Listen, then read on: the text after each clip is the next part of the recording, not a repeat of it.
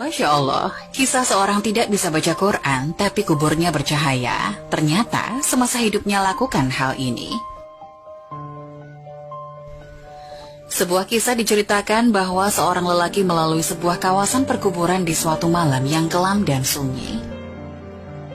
Tiba-tiba, dia terpandang suatu cahaya yang terang benderang muncul dari sebuah kubur dan terus menjulang ke langit. Tertegun dan kaku melihat kejadian itu, dia terfikir kemungkinan kubur ini adalah kubur seseorang yang sangat istimewa. Mungkin ia seorang wali Allah, atau ulama, atau orang soleh yang istimewa kedudukannya di sisi Allah. Diambilnya sebatang kayu, lalu dipacak di atas kuburan yang bercahaya itu. Keesokan harinya, lelaki itu datang lagi ke kawasan perkuburan itu dengan ditemani beberapa orang kampung. Beliau ingin menyelidiki dan ingin mengetahui kubur siapakah yang sangat ajaib itu. Untuk mengetahui dengan lebih lanjut, lelaki itu berkunjung ke rumah almarhum dan bertemu dengan istri si mati, lalu menceritakan keajaiban yang dilihatnya di perkuburan suaminya. Anehnya, istri almarhum terkejut dan keheranan. Dia sangat mengenal suaminya. Suaminya bukan siapa-siapa. Suaminya seorang petani biasa saja, bukan seorang alim, bukan seorang ahli ibadah, bukan orang soleh, apalagi bukan imam, bukan muazin, bukan guru Al-Quran. Malah suaminya tidak pandai membaca Quran, dan dia tidak pernah mendengar suaminya membaca Quran. Akhirnya, lelaki itu bertanya, apakah perkara-perkara aneh yang almarhum selalu lakukan dalam kehidupan sehari-harinya. Akhirnya istri almarhum teringat sesuatu perkara yang selalu dilakukan oleh sang suami. Setiap kali sebelum tidur pada setiap malam, suaminya akan mengambil wudhu, kemudian masuk di dalam suatu bilik, lalu diambilnya Al-Quran di atasnya.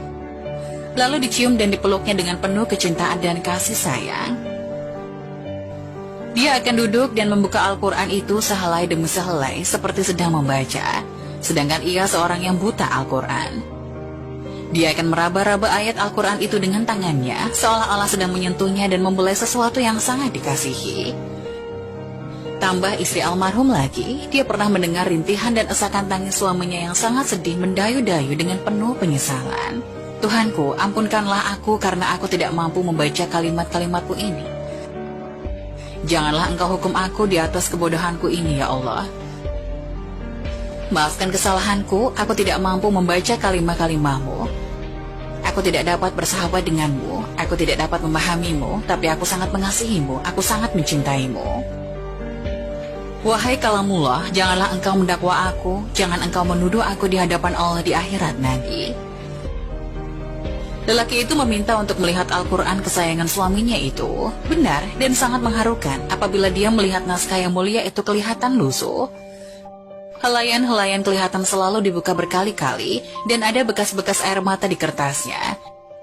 Tanda seseorang sering menangis berjurai air matanya tatkala membuka lembaran yang maha suci ini.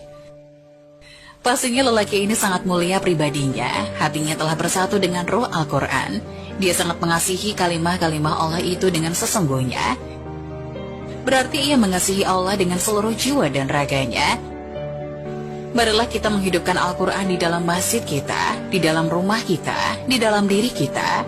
Setiap masa dan ruangkan masa setiap hari untuk membaca dan pahami isi-isinya. Memuliakan Al-Quran saja sudah mendapat syafaat, apalagi kita belajar membaca dan benar-benar mengamalkannya.